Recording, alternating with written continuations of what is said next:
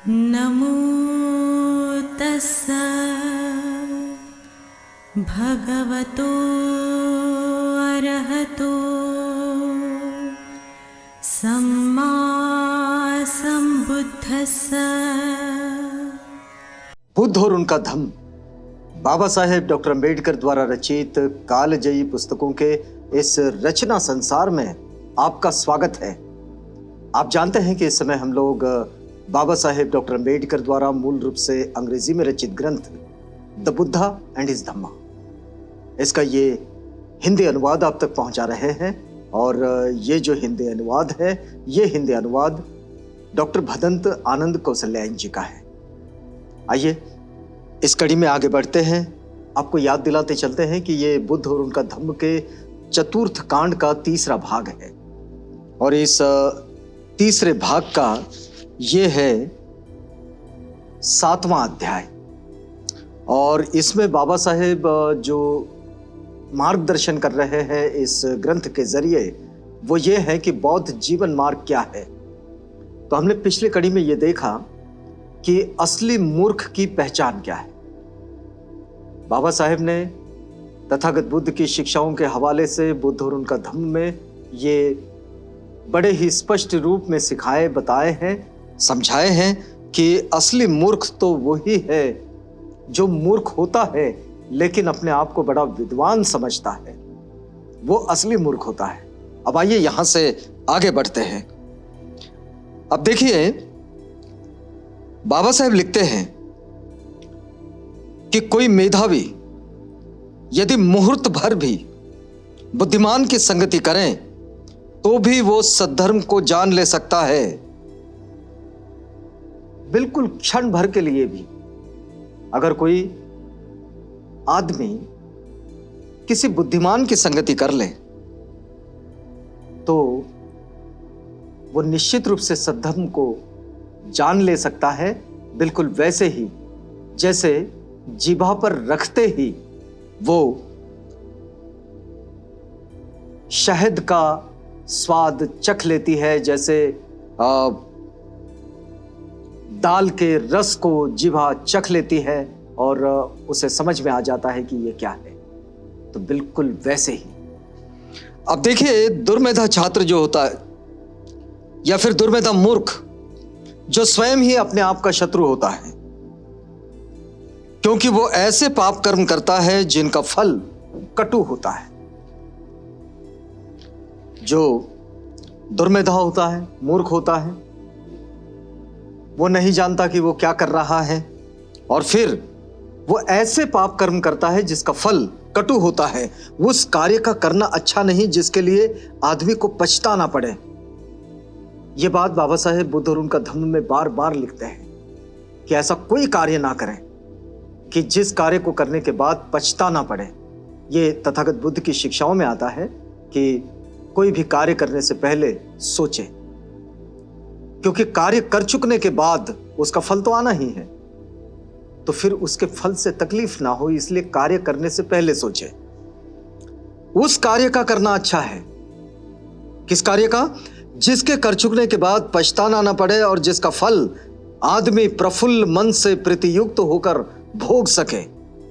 जब तक पाप कर्म पकता नहीं है तब तक मूर्ख आदमी उसे मधु की तरह मधुर समझता है, लेकिन जब पाप कर्म पकता है तो मूर्ख आदमी दुखी होता है। ये जो छिपा हुआ जो पाप कर्म प्रकट होकर जब मूर्ख के लिए दुख का कारण बन जाता है तो वो उसके शुक्ल अंश का नाश कर देता है, बल्कि उसके सिर के टुकड़े टुकड़े कर लेता है। मतलब उसके बुद्धि का विनाश कर देता है। सिर के टुकड़े टुकड़े होने का मतलब यह है झूठे यश की कामना, भिक्षुओं और विहारों में अपनी प्रधानता की इच्छा, दूसरों से सत्कृत पूजित होने की भावना एक मूर्ख के लिए छोड़ दो। अब ये जो पद है ये खास तौर पर उन लोगों के लिए है जो गृहत्यागी हैं। उनके लिए तथागत कहते हैं कि झूठे यश की कामना होना किसी भिक्षु में ये बुरी बात। विहारों में अपनी प्रधानता की इच्छा या फिर भिक्षु संघ में अपनी प्रधानता की इच्छा होना होती है किसी में, ऐसा होना ये बुरी बात है। फिर और आगे वे कहते हैं कि दूसरों से सत्कृत पूजित होने की भावना, दूसरों ने हमारी पूजा करनी चाहिए, ये भावना मन में उत्पन्न होना, ये मूर्ख के लिए छोड़ दो, तथागत कहते हैं। अब ये भिक्षुओं को भले ही एड्रेस की गई बात है, लेकिन ये हम सबको लागू होती है जो गृहस्थ है, और इसलिए ये भी बौद्ध जीवन मार्ग का बड़ा महत्वपूर्ण अंग है। आदमी के बाल पक जाने से ही वो वृद्ध नहीं होता। देखिए, बड़ी महत्वपूर्ण बात है।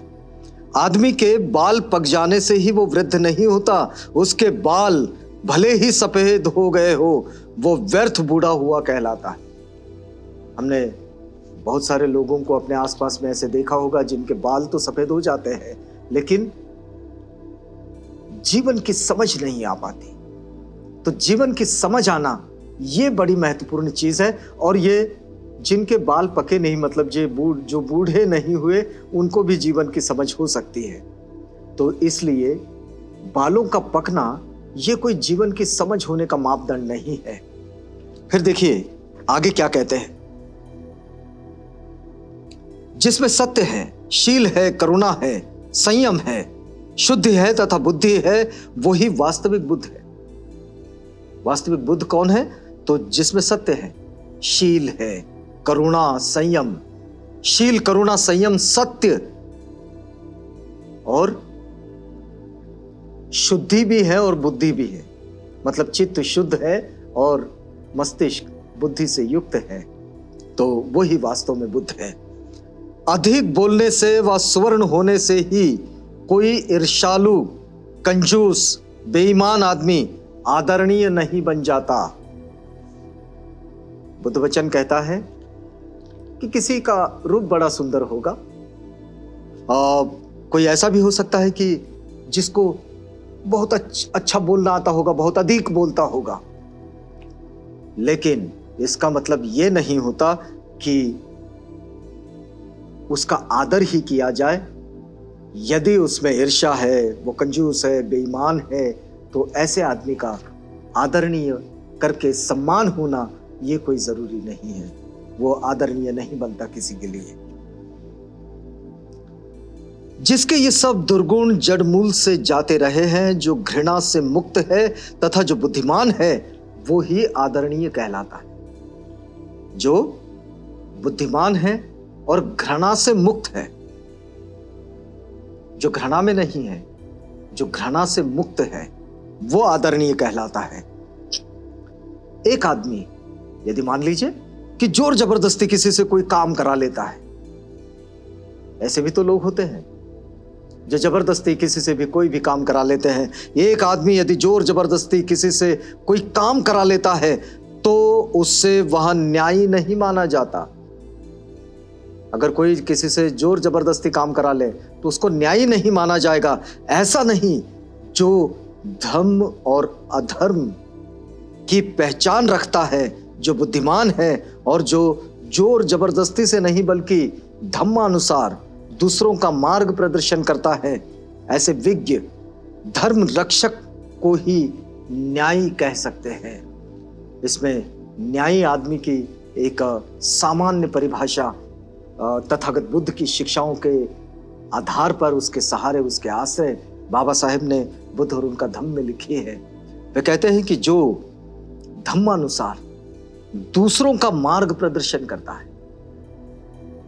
अधर्म नहीं, धम्म के अनुसार दूसरों का मार्ग प्रदर्शन करता है, ऐसे जानकार, ऐसा जो जानकार आदमी है और जो धर्म रक्षक है, उसे ही, जो धम्म की रक्षा करता है, उसे ही न्यायी कहा जाता है। बहुत बोलने से कोई पंडित नहीं होता। बुद्ध वचन कहता है कि बहुत बोलने से कोई पंडित नहीं होता। जो क्षमाशील होता है, जो घृणा और भय से मुक्त होता है, वो ही पंडित कहलाता है। एक पंडित वर्ग में इसका उल्लेख मिलता है, जो बौद्ध साहित्य का पंडित वर्ग है उसमें इसका उल्लेख मिलता है। तथागत कहते हैं कि बहुत बोलने से कोई पंडित नहीं हो जाता, बल्कि जो क्षमाशील है और जो घृणा और भय से मुक्त होता है, वो पंडित है।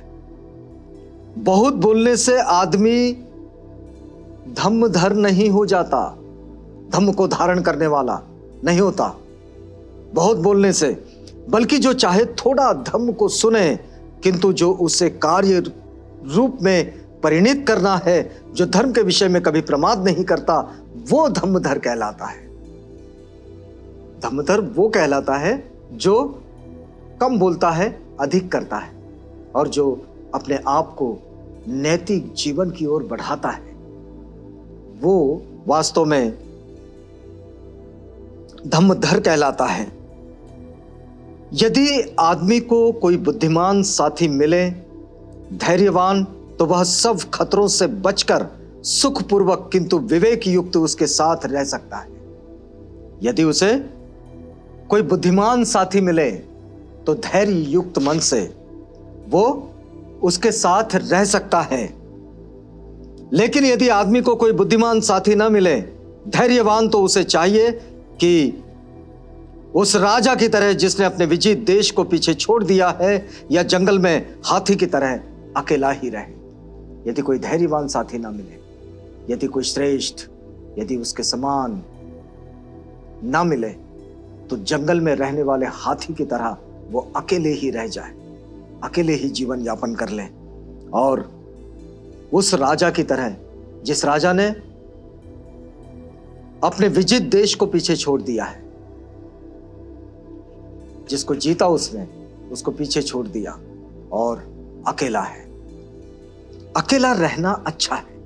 बुद्ध वचन देखिए क्या कहता है, लेकिन उसमें एक बात जोड़ देते हैं कि अकेला रहना अच्छा है, मूर्ख आदमी की संगति अच्छी नहीं। अकेला रहना अच्छा है, लेकिन मूर्ख आदमी की संगति वो अच्छी नहीं। आदमी अकेला रहे, कोई पाप कर्म ना करे, थोड़ी सी इच्छाएं रखें, जैसे जंगल में हाथी। जीवन यापन करने के लिए जितना कुछ लगता है उतना अपने साथ रखें, अकेला रह जाए। समय पड़ने पर मित्रों का होना सुखकर होता है। जब समय पड़ता है तब मित्रों का होना यह सुखकर होता है। भोग की सामग्री सुखकर होती है। जो चीजें हमारे आसपास होती है, जो हमारे उपयोग में होती है, वो सामग्री जो है वो सुखकर होती है। और शुभ कर्म का करना ये भी सुखकर होता है। अंत समय आ पड़ने पर पुण्यों का किया रहना ये भी सुखकर होता है, और सारे दुख का नाश ये भी सुखकर है। तो इस बात में हम लोग आगे बढ़ेंगे, लेकिन बुद्ध और उनका धम्म की इस कड़ी में हमें यहां रुकना होगा, क्योंकि यह वक्त पूरा होता है। तो रुकते हैं इस वादे के साथ कि कल आपसे पुनः भेंट होगी, जब हम इसी बात को आगे बढ़ाएंगे। तो तब तक के लिए हमें इजाजत दीजिएगा।